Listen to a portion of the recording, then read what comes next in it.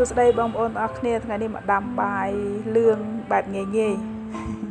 ចំពោះមាន់ខ្ញុំលាងជាមួយនឹងអំបិល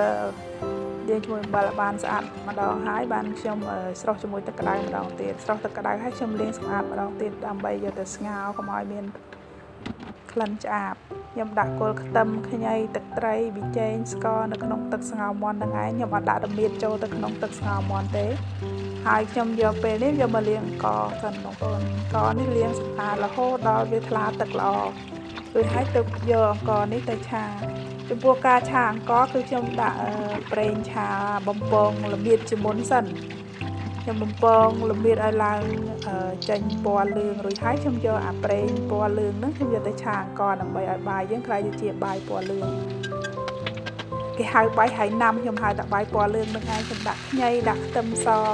ឆាអង្ករឲ្យឡើងលឿងរួចហើយទើបខ្ញុំយកទៅដាក់ក្នុងឆ្នាំងដាំចំពោះដាំបាយនេះខ្ញុំយកទឹកដែលស្ងោរមាន់ហ្នឹងបងប្អូនយកមកដាំដើម្បីឲ្យបាយរបស់យើងមានរសជាតិឆ្ងាញ់ប៉ុណ្ណឹងគឺបាយរបស់យើងបានលឿងហើយឃើញទេបងប្អូនលឿងដូចតែគេដែរហ្នឹង